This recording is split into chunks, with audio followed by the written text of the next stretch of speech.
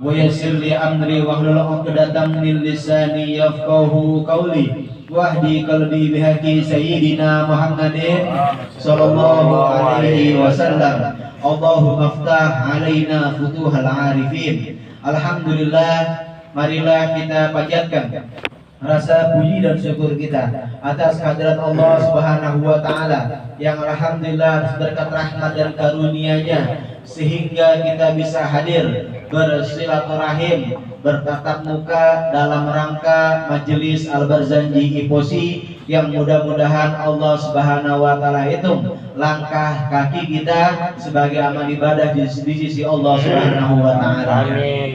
Salawat serta salam kepada junjungan kita baginda besar Nabi Mustafa Muhammadin sallallahu alaihi wasallam yang mudah-mudahan kita selaku umatnya diberikan petunjuknya di dunia ini dan diberikan syafaat di yaumil akhir nanti.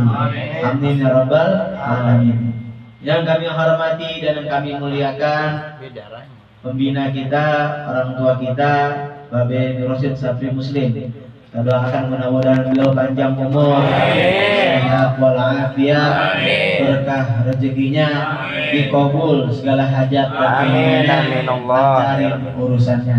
Yang kami hormati pimpinan majelis Ustadz Suryadi, yang kami hormati Ketua Harian IPOSI Bapak Ahmad Zaini, yang kami hormati hadir tengah-tengah kita Ustadz Ahmad Fauzi Mukhtar, yang kami hormati Ustadz Hasbi, Bapak Mulfi, Bang Ali, tim Hadroh, Bang Reno, ada Bang Nanda, Bang Dino, Bang Chandra, Bang Dika, Bang Elang, Bang Rafli, Bang Hasim dan juga Bang Abdillah. Yang mudah-mudahan kita berdoa malam hari ini Allah panjangin umur kita, Allah sehatin badan kita, berkahin rezeki kita, yang punya urusan dilancarin, yang punya utang dilunasin, yang ada keperluan dipenuhin kebutuhannya, juga mudah-mudahan apa yang menjadi hajat dan keinginan kita dikabul oleh Allah Subhanahu wa taala.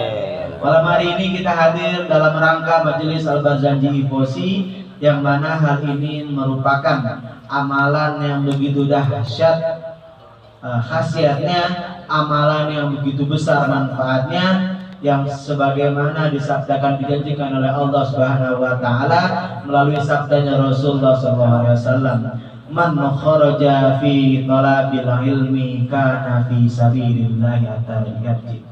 Dalam kitab Mukhtarul Al-Hadis dikatakan orang yang hadir ke majelis ilmu maka dia akan dihitung sebagai orang yang meninggal, sebagai orang yang berjihad di sisi Allah Subhanahu wa taala sampai dia pulang.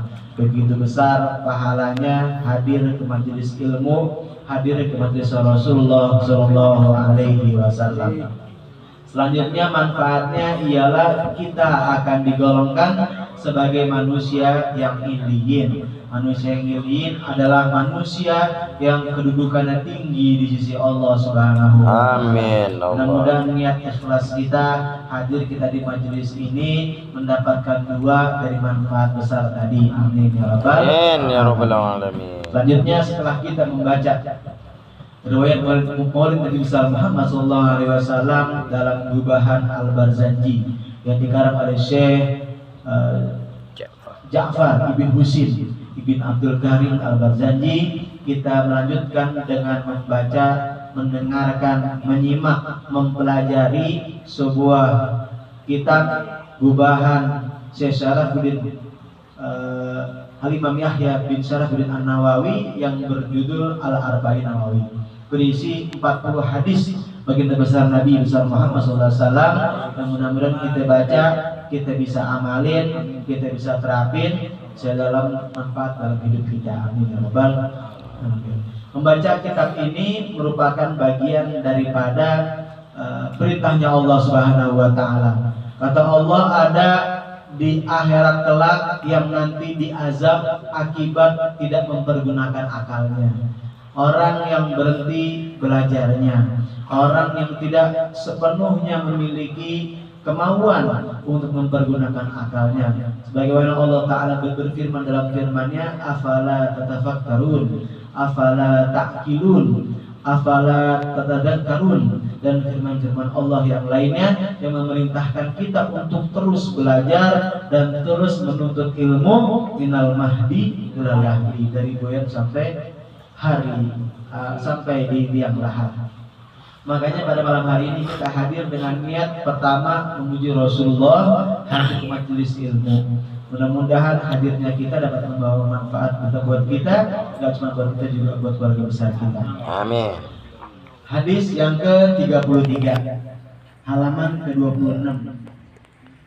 Al-hadis salis wassalasun an Ibnu Abbas radhiyallahu anhuma anna Rasulullah sallallahu alaihi wasallam qala law yu'tan nasu bid'awahum ladda rijalun amwala qaumin wa dima'ahum lakinil bayyinatu 'alal mudda'i wal yaminu 'ala man ankara. Hadisun hasan rawahul Baihaqi wa ghairuhu hakada wa ba'duhu bi sahihain. Sekilas kita baca hadis ini begitu dahsyat. Al hadis salis wassalasun, hadis yang ke-33.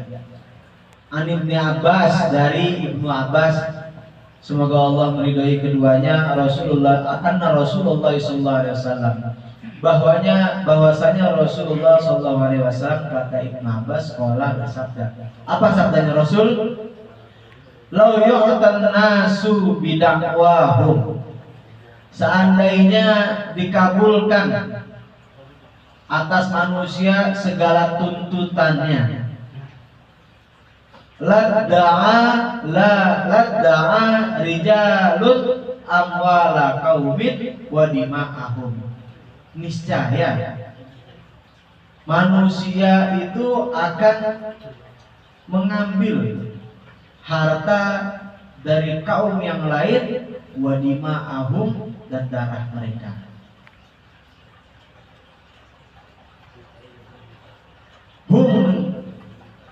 Lakinil bayyinatu ala mudda'i, akan tetapi mestinya, makanya setiap tuduhan itu harus disertakan dengan bukti.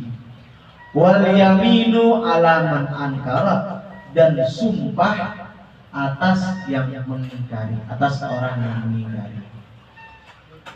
Ini hadis yang dipakai sama para hakim. Hadis yang dipergunakan dalam peradilan hukum para hakim di mahkamah-mahkamah tertentu. Jadi dalam Islam itu sebagaimana sabdanya Rasulullah sallallahu alaihi wasallam, ahlan setasa.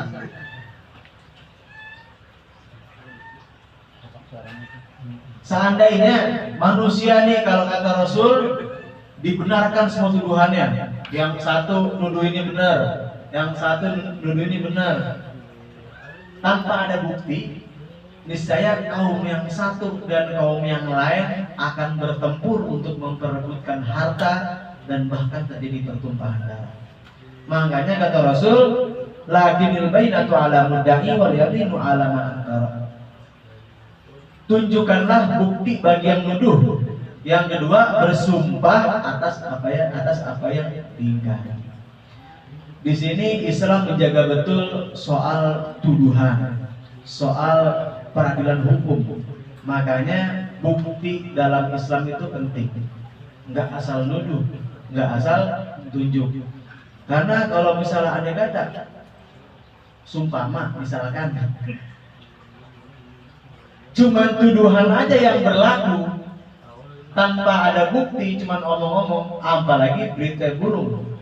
Yang ini cerita yang ini, cerita yang ini, cerita yang ini, dituduh tanpa ada bukti, maka niscaya orang akan berantem. Makanya dalam Islam ditekankan terkait bukti. Pada zaman Rasulullah SAW, sampai bilang kalau keluarga Rasul nggak hindar dari fitnah. Dulu Aisyah ridho, istrinya Rasulullah SAW, sempat terkena fitnah. Pada saat itu Rasul pengen perang, ngajak dua istrinya, salah satunya ialah Aisyah.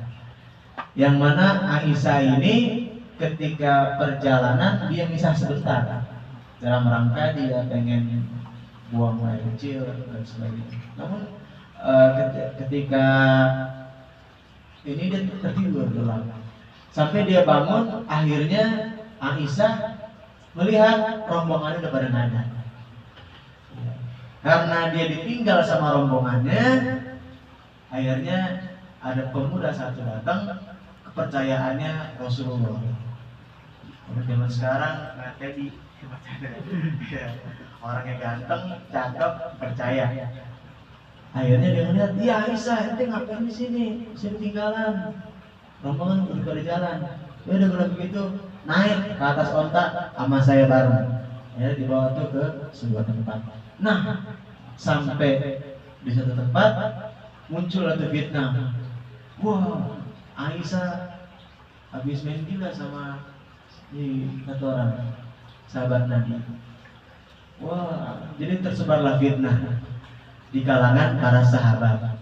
Akhirnya kata Rasulullah SAW tadi, bukti itu lebih nyata daripada pembicaraan.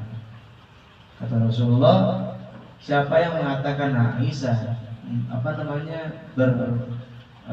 berselingkuh dengan yang lain, maka dia menyatakan sebagai orang munafik. Makanya ada sahabat Nabi yang berkata tersebut, akhirnya dia digolongkan sebagai sahabat munafik.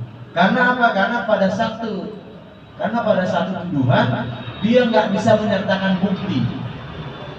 Jadi ini sahabat kabar dulu, dia melihat Aisyah datang berdua, dibilang selingkuh. Padahal dia nggak punya bukti. Makanya itu disebut sebagai Rasulullah sebagai orang yang munafik. Makanya kalau kita ada bicara ada game hukum yang berlaku di Indonesia, ada namanya bahasa kampung tengahnya begini nih, fakta sunt potentia verbis. Bahasa kampung tengah. Jadi bukti lebih nyata daripada pembicaraan. Ada juga kalau bahasa Ciletan fakta sunt servanda.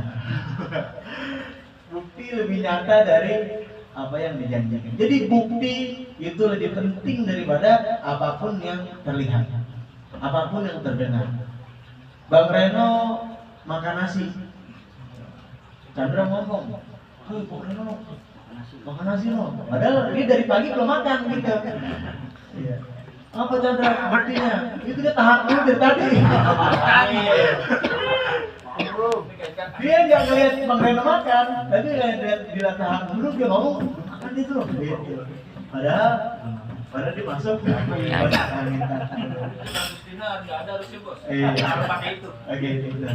Nah, itu berdasarkan bukti. Nah, bukti inilah penting dalam hukum Islam.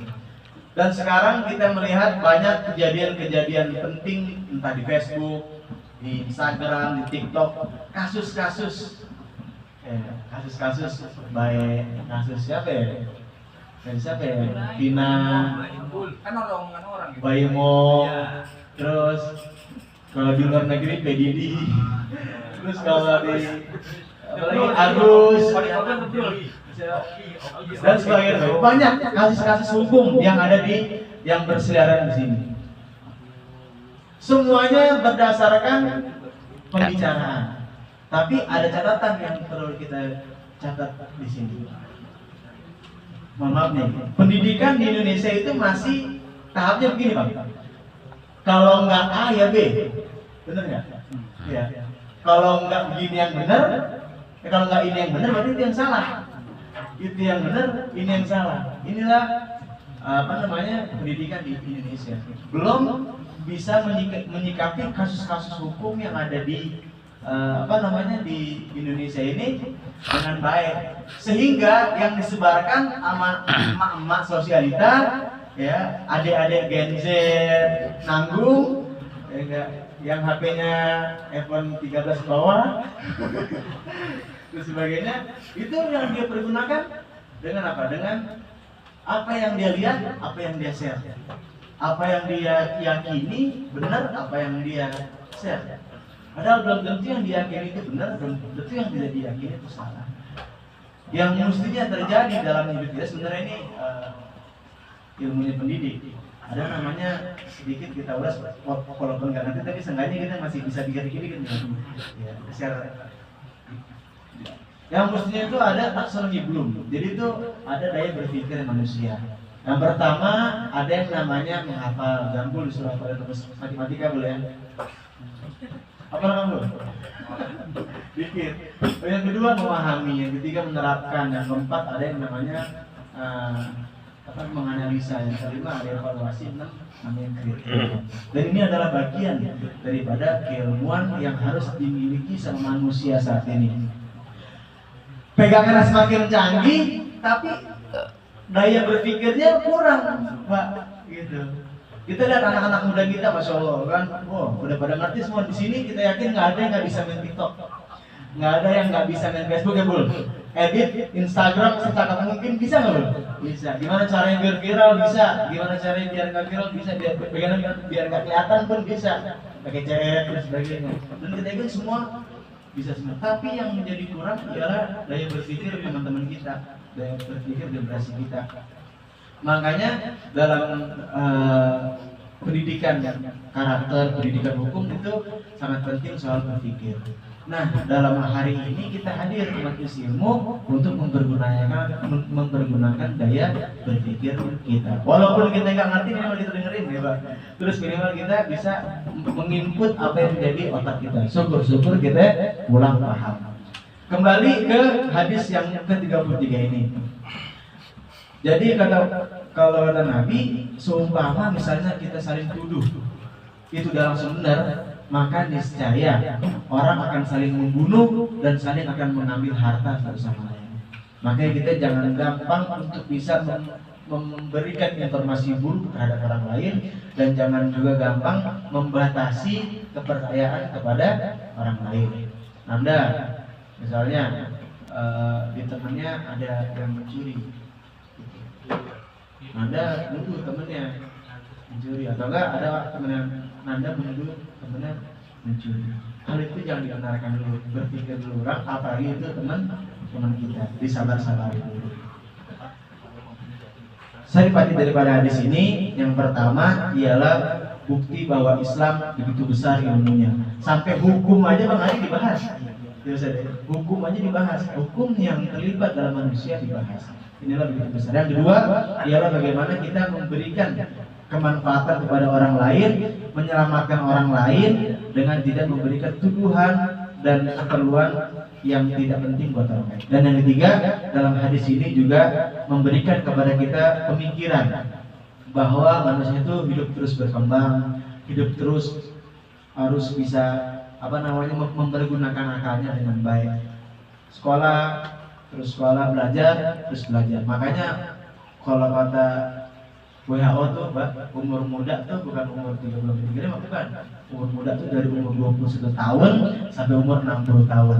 Itu masih muda katanya. Makanya masih mesti harus belajar. Ya, mudah-mudahan yang sedikit ini ada manfaatnya. Lebih berkah berkati Muhammad Nabi hormati.